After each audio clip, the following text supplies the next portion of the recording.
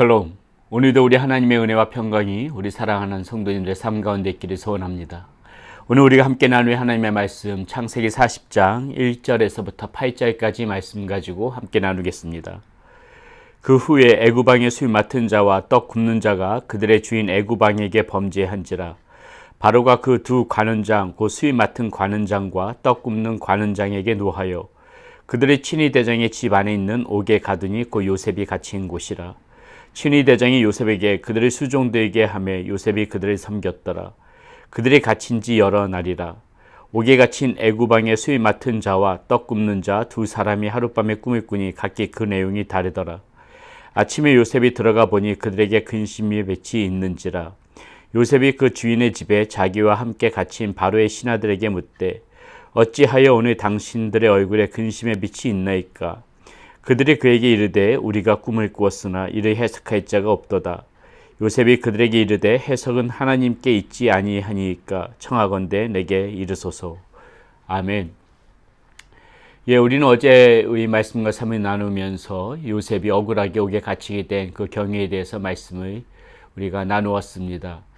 보디발의 아내의 요셉에게 누명을 씌우는 그 부분 때문에 요셉은 아무런 잘못도 하지 않았으면서 억울하게 이제 옥에 갇히게 되어지는 것이지요.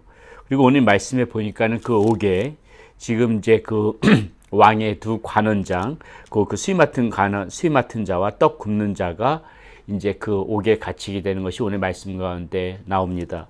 수위 맡은 자와 떡 굽는 자라고 해서 이 옥에 갇힌 사람들이 지금 시시한 사람들이 아니지요.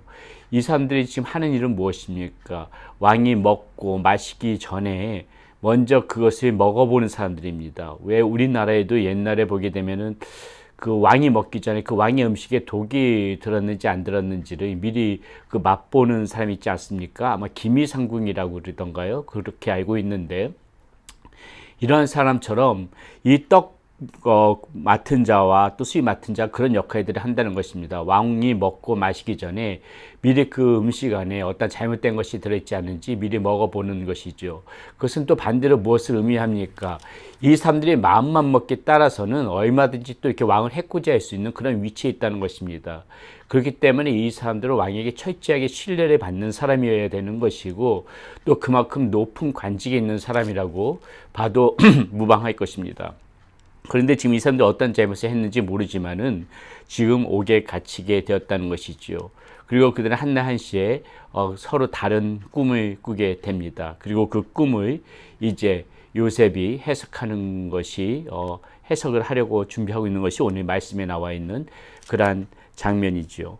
오늘 우리가 이 말씀을 보면서 몇 가지 이제 우리의 요셉에 대해서 좀 한번 생각해 보고 싶은 부분이 있습니다. 자, 요셉의 지금 처지가 어떻습니까? 요셉은 지금 누구보다도 현재의 상황이 억울하게 옥에 갇힌 상황이지요. 아무런 잘못도 없으면서 누명을 쓰고 옥에 갇혔기 때문에 요셉은 거기서 한탄하고 자신의 신세에 대해서 정말 울분을 터뜨리고 그 옥에서도 정말 분노에 차서 그렇게 있어도 시원찮을 판인데요. 오늘 이 말씀에 보니까는 이 요셉은 자신의 처지가 그러한 빈궁한 처지임에도 불구하고 또 이곳에서도 그 요셉은 성실한 그러한 자기가 또 맡은 일들에 대해서 누구를 원망하기보다는 또 최선을 다하는 그런 모습이 오늘 말씀 가운데 나옵니다. 그러니까는 지금 어떻게 하고 있어요? 이 친위 대장이 요셉에게, 그러니까 그 감옥을 지키는 대장이겠지요. 이 친위 대장이 또 요셉에게 모든 일들을 이렇게 또 맡기는 것이지요. 그러니까 요셉이 여기서 또 성실하게 자신의 맡은 일들을 잘 섬기는데 특별히 어떻습니까? 지금 이 두 간원장, 왕의 두 간원장을 또 성실하게 섬기고 있는 것입니다. 6절 7절에 이렇게 나와요. 아침에 요셉이 들어가 보니 그들에게 근심의 빛이 있는지라. 요셉이 그 주인의 집에 자기와 함께 갇힌 바로의 신하들에게 묻되 어찌하여 오늘 당신들의 얼굴에 근심의 빛이 있나이까. 자, 이 단순한 말 같지만은요, 요셉은 자기 신세가 훨씬 더 처량함에도 불구하고 이 두 간원장의 그런 낯빛까지 살펴가면서 그들을 염려하는 것입니다. 그들에게 최선을 다해서 그들을 섬기고 있는 모습이고요, 그들을 걱정해 주는 모습이 오늘 말씀 가운데 나오고 있습니다. 이것이 요셉이 가지고 있는 아주 정말 훌륭한 그러한 모습이라는 것이지요.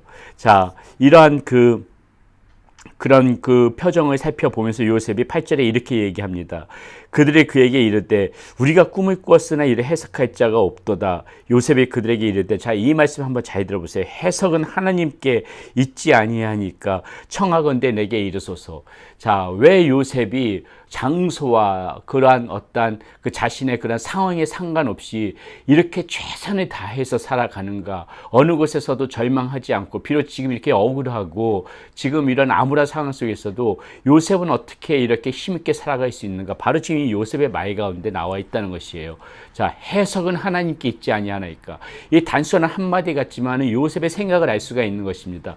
우리 인생의 모든 해석은 하나님 앞에 있는 거 아닙니까? 지금 우리의 상황, 내가 지금 어떠한 상황에 있던지 간에 그것이 무슨 상관이 있습니까? 우리의 인생은 주님의 손에 있고 우리의 인생을 주관하시는 분이 우리의 하나님이라는 것을 믿는다면은 지금 내가 당장 이런 빈궁한 처지에 있어도, 내가 지금 이런 억울한 처지에 있어도 하나님께서 그것이 억울하다면 그것을 풀어주실 것이고 우리의 그 발걸음을 인도하시는 분이 우리 하나님 아니시겠습니까? 자, 해석은 하나님 앞에 있다. 이것이 요셉의 모든 생각이라는 것입니다. 이 생각 때문에 요셉은 자신이 처한 그 환경에 굴하지 않고 이렇게 하나님의 그 철저한 주권을 믿으면서 살아가고 있기 때문에 오늘도 이 비록 감옥 속이지만은 감옥 안에서도 이렇게 밝고 힘있게 이렇게 원망하지 않고 신세를 한탄하지 않고 살아가고 있는 것이라는 것이죠. 오늘 똑같이 이 부분은 이 지금 이 두 가는장은 전혀 그런 걸 모르죠. 그러니까 근심에 쌓여 있는 겁니다. 수심에 잠겨져 있는 것입니다. 우리가 어제까지만 해도 이 왕실에서 그렇게 그렇게 살아갔었는데 오늘 나의 신세가 무엇인가? 오늘은 또 이렇게 일한 그 감옥 속에서 꾸어진 이런 꿈은 또 무슨 꿈인가? 모든 거 하나하나가 이 두 가는장에게는 근심이지만은 요셉은 그들을 보면서 해석은 하나님께 있다. 해석은 하나님께 있다. 이러면서 지금 이야기를 하고 있다는 것이죠. 자, 이 요셉의 말에 이제 앞으로 우리가 보게 되겠지만은 이제 두 가는장이 자신의 꿈을 이야기하죠. 그런데 여러분 그거 아십니까? 사실 이 두 가는장이 꿨던 꿈은 사실 그들을 위한 꿈이라고는 할 수가 없어요. 물론 그 꿈에 따라서 그 두 가는장의 신세가 바뀌어지기는 하지만은 사실 이 꿈은 무엇입니까? 누구를 위한 꿈이에요? 요셉을 위한 꿈인 것입니다. 요셉을 위한 꿈이에요. 요셉이 그 꿈을 해석하게 하고 그를 총리로 만들게 하기 위한 그 하나님의 섭리 가운데 이 두 가는장이 꿈을 꾸게 되어졌다는 것이죠.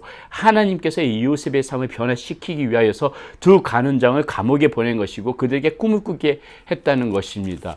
요셉은요 그런 걸 잘 알지는 못하겠지요. 그러나 이 모든 우리가 큰 그림에서 볼 때는 모든 것이 이렇게 하나님의 섭리 가운데서 빈틈없이 다 진행되어져 가고 있다는 것입니다. 우리가 이런 사실을 우리가 믿고 안다면은 우리는 무엇을 생각해야 돼요? 오늘 이 요셉과 같은 그런 자세, 어떤 상황 속에서도 굴하지 않고 하나님의 주권을 믿으면서 이렇게 정말 해석은 하나님께 있다. 나의 삶의 해석은 하나님께 있다. 이러한 믿음으로 매 순간순간 최선을 다해서 살아가게 되면은요.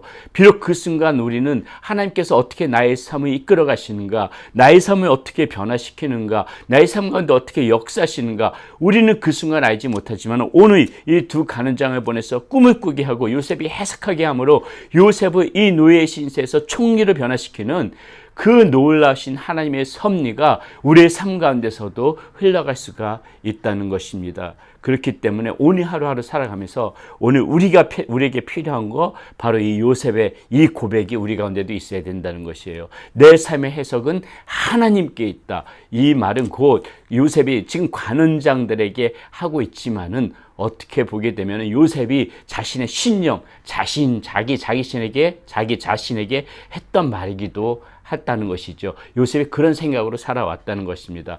해석은 하나님께 있기 때문에 나는 걱정하지 않고 오늘 최선을 다해서 살아간다. 오늘도 우리가 이런 요셉과 같은 이러한 마음, 이러한 그런 생각을 가지고 살아간다면은 우리 삶을 변화시키고 우리 삶 가운데 역사하시는 그 하나님의 손길이 오늘 저와 여러분들 가운데도 분명히 있을 것이라고 믿습니다.